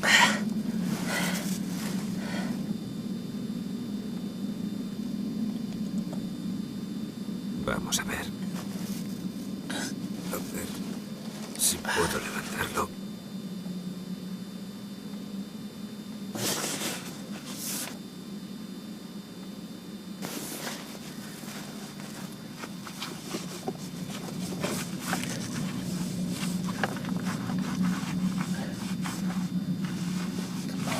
Vamos. Probaré otra vez.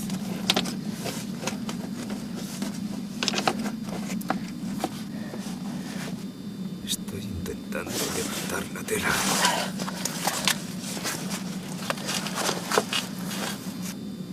Oh, acabo de verlo. Sí, veo los dientes. Joder. Joder, madre mía.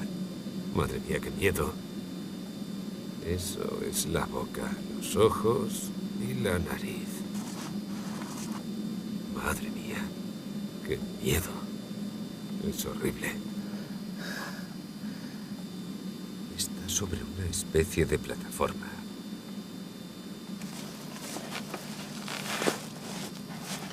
Rojiza o rosada. Oh, Dios. Joder. Vamos. Los brazos están ahí.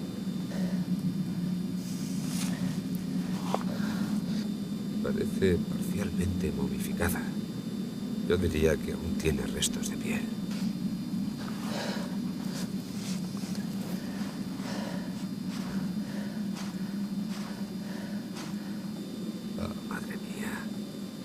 Sí. Esos son las manos, los dedos. No hay duda. Eso son los dedos. Y parece que estén cruzados, como el altar.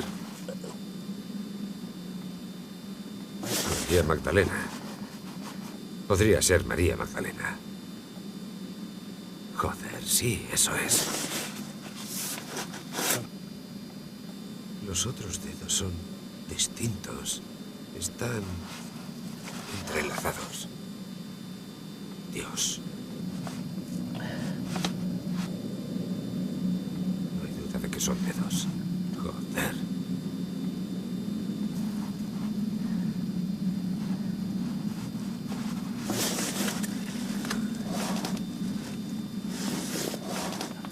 Vale. Eso es la entrada. Ah, sí.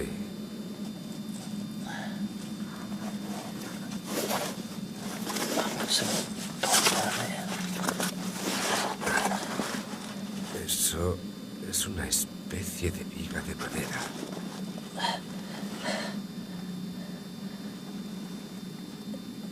Como un soporte o...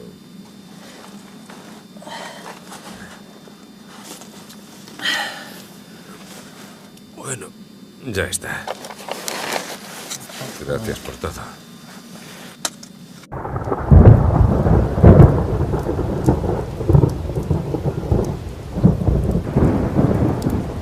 Vaya, vaya. Parece muy antiguo. Es increíble. Fíjate, el cuerpo está sobre... ¿Qué es eso? Sí, parece una losa de mármol. Mármol rosa. Parece mármol. Exacto. Está sobre un mármol como una base. Sí. Mira eso. ¿Podemos sacar todo esto? No, no se puede. No hay forma de entrar. ¿No puede sacarse por donde ha entrado la cámara? No, el agujero es muy pequeño. ¿De qué tamaño es? No lo sé. Así. Poco más grande que el monitor. ¿Una cosa así? Exacto, lo justo para que entre la cámara.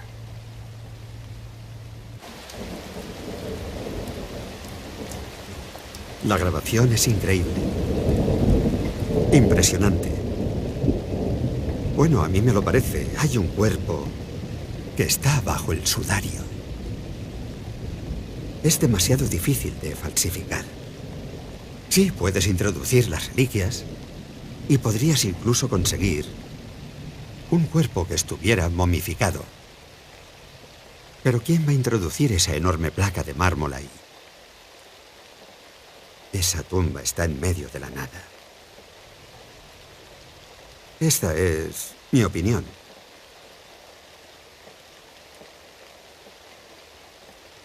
Sé que los críticos van a decir que esto es absurdo, pero es real. Esto es real.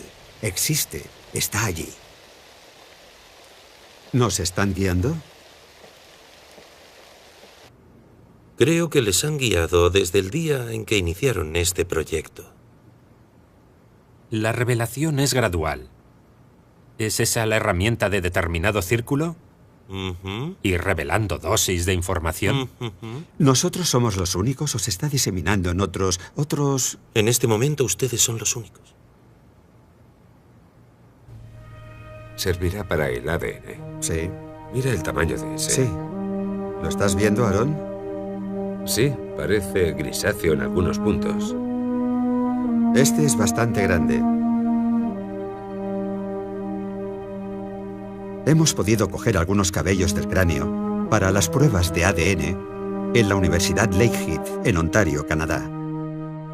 No había suficiente ADN para determinar la edad ni el género del cuerpo, pero por el mapa genético han podido ubicar el origen de sus antecesores en Oriente Medio.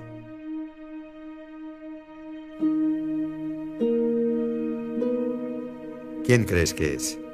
Parece una mujer, por la forma de la cara. Yo creo que puede ser María Magdalena, sobre todo por los dedos. ¿Sigues queriendo hacerlo público? ¿Quieres seguir adelante? Necesito hacerlo público. Creo que eso será mi escudo de protección. Aunque no voy a desvelar la ubicación, creo que esto tiene que hacerse público lo antes posible. Ben pensaba que podría tratarse de María Magdalena, pero no estaba tan seguro. Aunque se tratara de un caballero templario o de un miembro del linaje, seguiría siendo un gran descubrimiento. Con la última grabación y la prueba de ADN, Ben y yo nos pusimos en camino para pedir la opinión de los expertos. La primera parada fue Cardiff, Gales, donde residía un hombre que llevaba 30 años investigando el misterio. Esos son vasijas de algún tipo, copas, jarras. ¿Le parecen religiosas? Eso es un cáliz, claramente. Esto de aquí. El típico que como sacerdote utilizaría para dar la comunión, ¿verdad, Trish? Es un cáliz, sin ninguna duda. Apostaría lo que fuera, y mucho dinero.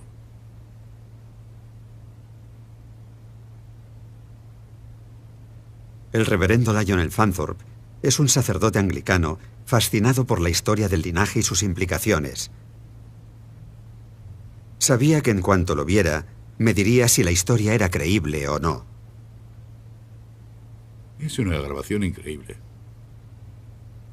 Si pudiera tratarse de la tumba de ella o de alguno de sus descendientes, en la que se preservaran las reliquias familiares, se reforzaría la idea de que María de Betania, alias María Magdalena, era una mujer rica.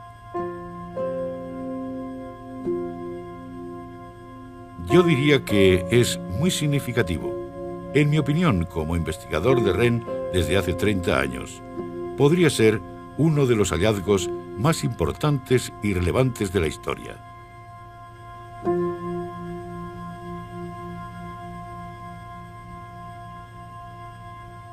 Por cómo está el cuerpo bajo el sudario, no se trata de un sepulcro común. Nuestra siguiente visita fue al Dr. Aidan Dodson en la Universidad de Bristol, Inglaterra, uno de los más prestigiosos expertos en momias que recientemente ha descubierto los restos del faraón Ramsés I. Es como una capilla ardiente, ¿no? Se podría decir que está... Eso es exactamente lo que parece. Para la gente que se acerca al cuerpo. Y el hecho de que se haya alejado del mundo exterior me hace pensar en algún tipo de veneración. Viendo las piedras de enfrente, es obvio que se han puesto ahí deliberadamente. No han dejado el cuerpo abandonado. En nuestra sala de edición de Los Ángeles, le enseñé la grabación al profesor Robert Eisenman, un catedrático de renombre mundial y la principal figura en la traducción y publicación de los manuscritos del Mar Muerto. Parece muy interesante, Bruce. Es claramente un cuerpo momificado. Pero hay que hacerse otras preguntas. Hay que hacerle la prueba del carbono 14. No es suficiente con analizar un cabello y ver si el cuerpo es de hombre o de mujer y hacer todo tipo de suposiciones en base a ello. Hay que entrar ahí, hacer la prueba del carbono 14 y ver de qué fecha data. Está muy momificado. Pero eso no significa que no hayan podido coger un cuerpo momificado, cubrirlo con un sudario con la insignia de los templarios y meterlo ahí. Mi duda es que es demasiado perfecto. ¿Por qué está el sudario tan perfectamente colocado para que puedas verlo? ¿Por qué con el clima húmedo del sur de Francia no ha enmohecido nada? ¿Qué opina del cofre y de los objetos que contiene? Sinceramente, el cofre me preocupa un poco. Parece demasiado preparado. Un vial de perfume, una copa... ese tipo de cosas. ¿Por qué alguien iba a meter esas cosas ahí? Las monedas, etcétera, etcétera. No tengo duda ninguna de la autenticidad de las reliquias en sí. Pero, ¿cómo han llegado ahí? Hay que investigar este tema con sumo cuidado. Hay que ir paso a paso antes de afirmar nada, porque todo el mundo está esperando para reírse de ti y hay que ser muy cuidadoso. He visto casos que al final han resultado ser fraudes, falsificaciones y farsas. Estas cosas pueden hacerse con mucha inteligencia y muchísima habilidad.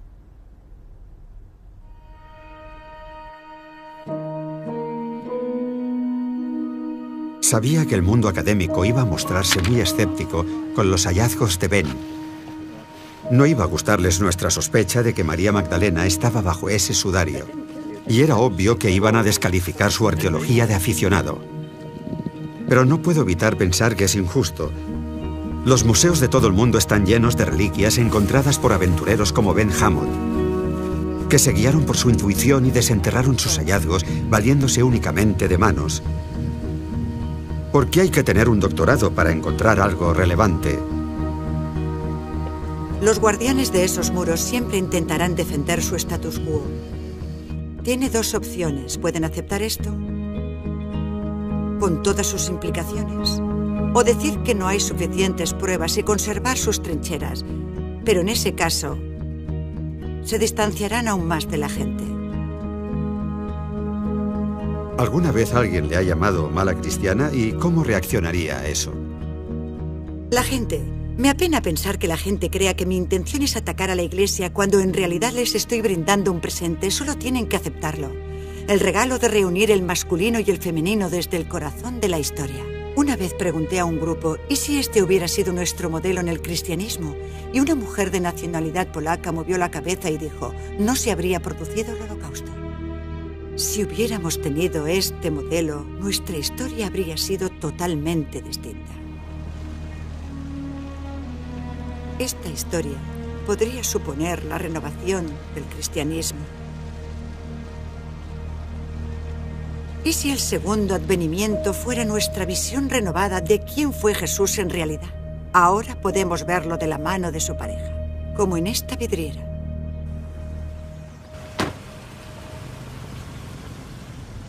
Mi última parada era posiblemente la más importante. Una oportunidad de mostrar y debatir nuestros hallazgos y sus implicaciones con un controvertido miembro de la Iglesia cristiana.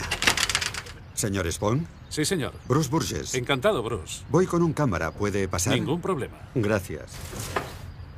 Pase. Creo que el cristianismo tradicional, esa forma institucional de cristianismo, probablemente esté muriendo.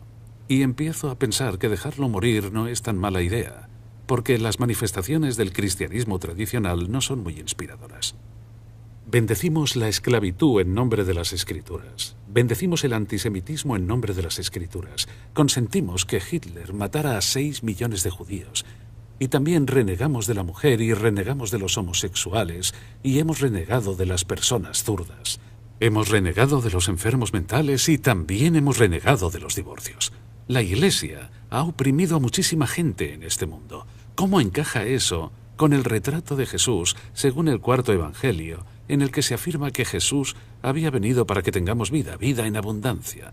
¿Esa forma de tratar a los homosexuales es darles vida? ¿Esa forma de tratar a la mujer es darle vida? Estamos en una situación de rebelión porque la gente se niega a aceptar esas definiciones, por mucho que diga el Papa. Y si la versión tradicional que se nos ha contado de la historia de Jesús es incorrecta, esa versión morirá. Pero no creo que muera la historia de Jesucristo. No creo que muera la energía de la presencia de Dios en la vida mundanal. Creo que fue un ser humano excepcional. Excepcional.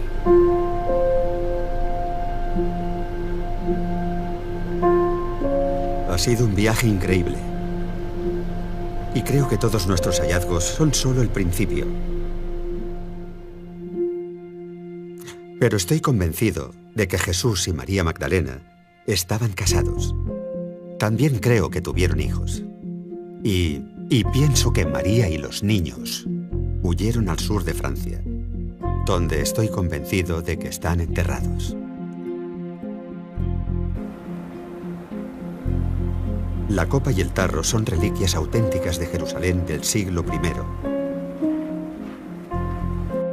La tumba existe. Y sabemos que el cuerpo tiene un perfil de ADN originario de Oriente Medio. Y por supuesto, lo que hay tras esa entrada sellada podría ser el mayor descubrimiento de la historia. Puede que el tesoro se robara en Jerusalén, pero no sabremos más hasta que se haga una excavación. Hemos hecho cuanto estaba en nuestras manos, pero reconozco que creo que es posible que esos hallazgos, sobre todo el cofre, Y puede que incluso la tumba se colocaran allí para que Ben y los demás los encontráramos. Lo cual no significa que sean falsos, solo implicaría que alguien con un claro guión quiere que ese material salga a la luz. ¿Pero quién? Creo que el jurado sigue siendo el Priorato de Sion. Puede que la organización sea real o simplemente la fachada de otra cosa. Pero Nicholas Haywood me dijo algo que me ha tenido pensando por más de un año. ¿Tiene infiltrados en Roma? Sí. ¿Son miembros del Priorato? Sí. ¿El Vaticano los conoce? Sí. ¿Y por qué no los expulsan? Hay gente a la que no se puede eliminar.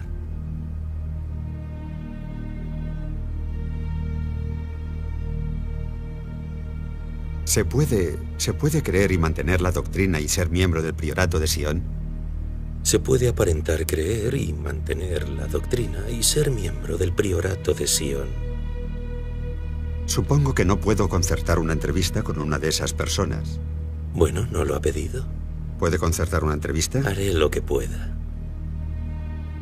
Es posible que haya un pequeño círculo en el corazón del Vaticano que siempre haya sabido lo del matrimonio, los hijos, el linaje, y aún así mantenga la doctrina. ¿Es ese grupo el auténtico Priorato de Sion? De ser así, entonces saben quién está en esa tumba y a dónde lleva esa puerta. Y al margen de lo que digan públicamente, quieren que lo sepamos todos. Si pregunta a cualquier miembro del Priorato, le dirán que las cosas se van revelando según un plan. Porque siempre siguen uno.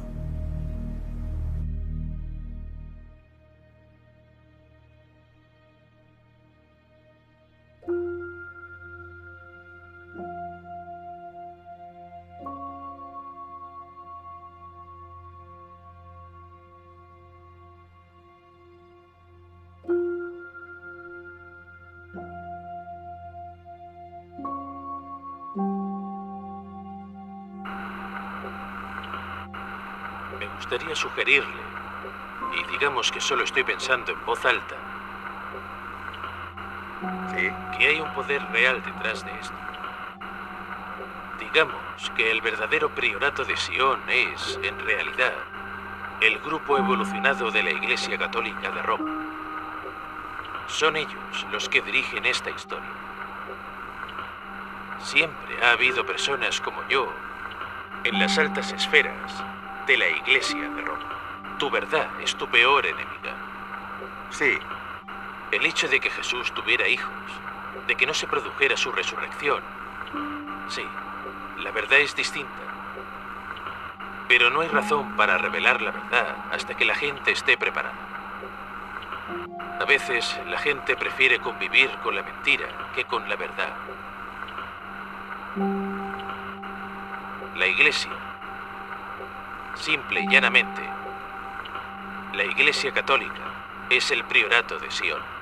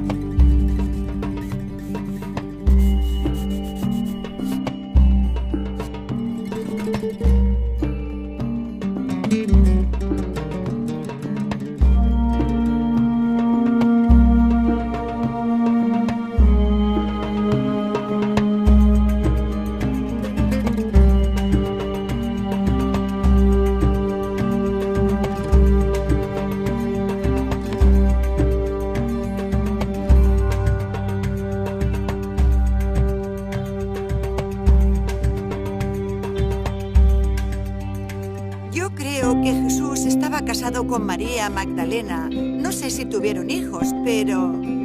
Yo creo que Jesús era un hombre y como tal pudo enamorarse de ella, así que sí me parece una posibilidad. Si estaba casado con ella, habría que preguntarse si todo lo que hemos creído hasta ahora era cierto o era una farsa. Los evangelios se escribieron siglos después. Los evangelios no son historia auténtica. Yo creo que sería algo positivo, porque acercaría al mundo actual todo el concepto de Jesús y la religión. Lo haría mucho más accesible a todas las personas. Si algún día se demostrara, no me sorprendería nada. Es una posibilidad que contemplo y con la que podría convivir. Yo vería bien que hubiera estado casado porque vino a transmitir amor. Y si se enamoró de una persona y estuvieron juntos y se quisieron, lo veo bien. Amar a alguien no es ninguna cosa mala. ¿Casado? ¿Jesús casado? Ni de coña. No me lo creo. Eso es imposible. Un disparate. Si fuera cierto, seguramente lo pondría en la Biblia. ¿Tú qué crees? Imposible. ¿Qué va? Tendría un impacto enorme en el mundo. Creo que mucha gente religiosa empezaría a plantearse lo que dice la Biblia y su forma de pensar. Yo creo que generaría mucha controversia, pero yo diría que básicamente la verdad es la que es, y la gente debería intentar averiguarla, al margen de lo que les gustaría pensar. Si Jesús y María estuvieron casados, se desmontaría el concepto de sexo tradicional según la Iglesia Católica. Habría que reescribir la historia.